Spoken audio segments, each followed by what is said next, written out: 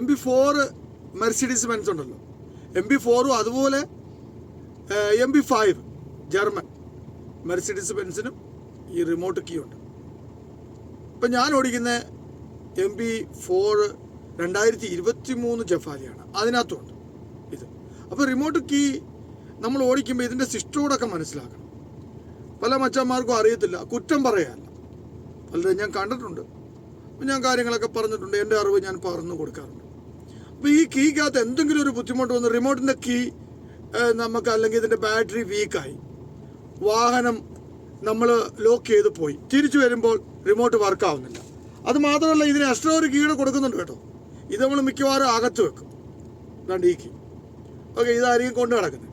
അപ്പോൾ ഒരു പക്ഷെ തുറക്കുന്നില്ല എങ്കിൽ ഒരു കാര്യം കൂടെ മനസ്സിലാക്കുക, നമുക്ക് ഇതുവഴി ഇതിനകത്തൊരു കീ ഉണ്ട് കേട്ടോ. ഇത് കീയാണ്, മറന്നുപോയത്. ഇവിടെ പ്രസ് ചെയ്തുകൊണ്ട് ദാണ്ട് ഈ ഭാഗത്ത് പ്രസ് ചെയ്തുകൊണ്ട് അകത്തോട് പ്രസ് ചെയ്യണം. എന്നിട്ട് ഇവനെ നമുക്ക് ഇങ്ങനെ ഊരിയെടുക്കാം. ദാണ്ട് ഇങ്ങനെ, ഇത് കീയാണ്, ഡോർ തുറക്കാൻ പറ്റും. പിന്നെ നമുക്ക് ഇതേപോലെ തന്നെ ഇവനെ ഇങ്ങനെ വെച്ച് ഇങ്ങനെ കയറ്റിയിടുകയും ചെയ്യാം. അപ്പോൾ ദാണ്ട് ഇങ്ങനെ. അപ്പോൾ ഇത് പലർക്കും അറിയാത്തതുകൊണ്ടാണ് ഞാൻ പറയുന്നത്, തുടക്കക്കാർക്കൊക്കെ പ്രയോജനപ്പെടട്ടെ. ഇങ്ങനെ തുറക്കാം.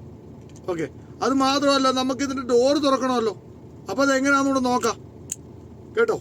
ഇതിൻ്റെ ഡോറിനൊരു പ്രത്യേകതയുണ്ട്. ഡ്രൈവർ സൈഡിൽ നമുക്ക് ഈ ചാവി കയറ്റാനുള്ള സിസ്റ്റം ഇല്ല. അത് ഞാൻ വെളി വരുമ്പം കാണിക്കാം.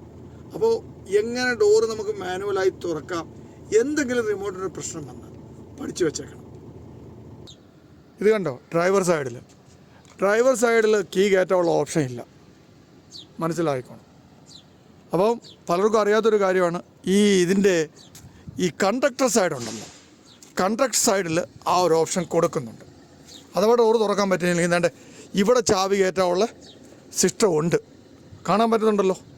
ഇത് നമുക്ക് റിമോട്ട് ചാവി കൊണ്ട് തുറക്കാൻ പറ്റും. അതെങ്ങനെയാണെന്ന് നോക്കാം. വണ്ടി ഇപ്പം ഞാൻ റിമോട്ട് വഴി ലോക്ക് ചെയ്യാൻ പോവാണ്. രണ്ട് ലോക്കാക്കി. ഇനി നമുക്ക് നോക്കിയാലോ എങ്ങനെ മാനുവലായിട്ട് ഓപ്പൺ ചെയ്യാമെന്ന്.